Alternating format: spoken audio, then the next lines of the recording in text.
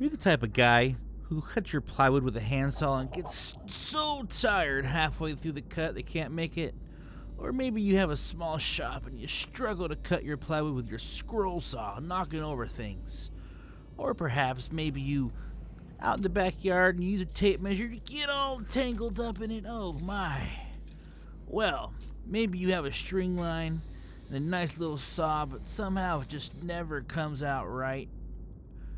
Oh man, what a disappointment.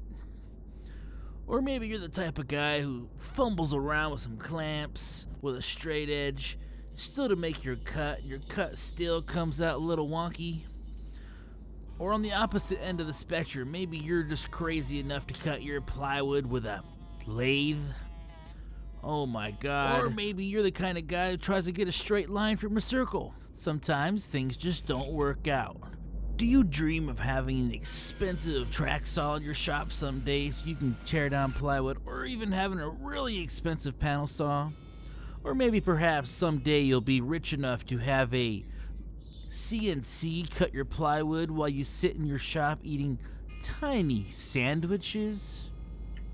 Oh my. Well, don't go bananas over this. No need to pop out the chainsaw, because today I have a solution for you. Today I'm going to show you how to make an easy DIY circular saw guide that uses the micro jig dovetail clamps to clamp down the project piece. Stay tuned and I will show you how. Patrick's Workshop is sponsored by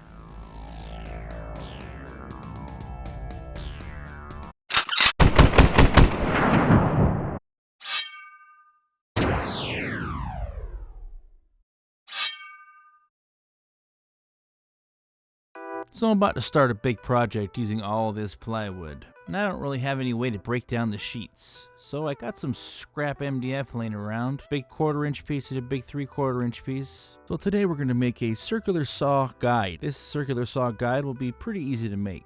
So this is the material we're going to be using for this project. To get started, we're going to be measuring the base of the skill saw. It's 4.5 behind the blade. So we're going to measure in 6, that way we have a nice clean edge when we do our initial cut. So I'll mark this board and we're going to glue it down with lots of glue. That's enough. I'll clamp both sides to lock it into position on my mark, and then I'll weigh it down with some stuff. That'll work. The next day I remove the weights,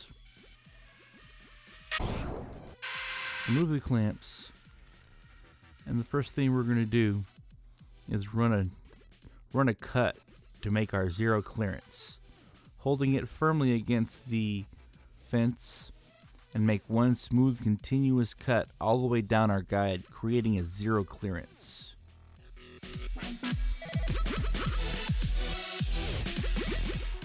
And now this saw is dedicated to this jig. Now to move on, we need to cut away the waste that we have of this big piece, because it's be too hard to manage. So I'm going to cut this much off of it. So to do that, I'm going to use my table saw with my fence set to 8 inches. I'll be able to rip this big piece off, and my guide will be set free and almost ready to use. Now this circular saw guide is ready to use almost. We have to figure out one last thing. We don't want this thing moving around the piece when we go to cut it. That'll totally mess up the cut. So a wood clamp would work, but it would totally be in the way. So instead of that, we're going to use these micro jig dovetail clamps. It requires a dovetail slot all the way down my piece, and that will be able to, for the dovetail clamps to go into there to clamp it down. To make that dovetail slot, I used my router edge guide that I made in my last video. I have plans available for this on my website. Check it out, link in the description. To get started, I'm going to mark where the bit will go. We're going to use a 1/4 inch straight bit. That way we can remove some of the waste for the dovetail bit. More on that in a minute. First I'll clamp this thing down, lock it into position, mark where I want it, put my 1/4 inch straight cut bit in, and we'll do a couple of passes with a 1/4 inch bit all the way down the piece. That looks good. We're ready to go. Now to make this dovetail slot, we're going to be using this dovetail bit, a 14-degree 1/2 inch one. Now I have my dovetail bit sticking out of the router edge guide 1/2 inch. My edge guide is locked into position, and I will do a full cut all the way down the piece using my edge guide. This thing works great. Plans are available on the website, links in the description, check it out. Now that I got the dovetail finished up, I'll clean up the little bit of mess I got here. And this thing is ready for action, almost. You can see the dovetail clamps slide right in. I'm going to cut off the remaining piece here with my little handsaw. And this thing's ready to test out. Easiest project in the world. Looks pretty good to me, looks straight. So I got both of my clamps here. I slide one in on one side. I slide the other one in. Then I just flip it over on the project. Quickly clamp it down. And this thing, it won't even move. So let's do a test cut. I'm going to mark this at 36 inches on both sides of this board. And then I'm going to set up my circular saw guide and clamp it in position. It's pretty easy. The clamps slide right in, tighten right down, and we're ready to make a cut. So with my circular saw ready to go, we're going to go ahead and make a cut.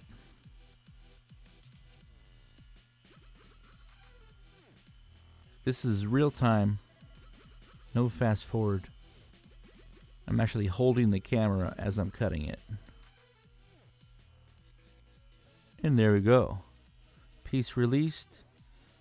The saw stopped.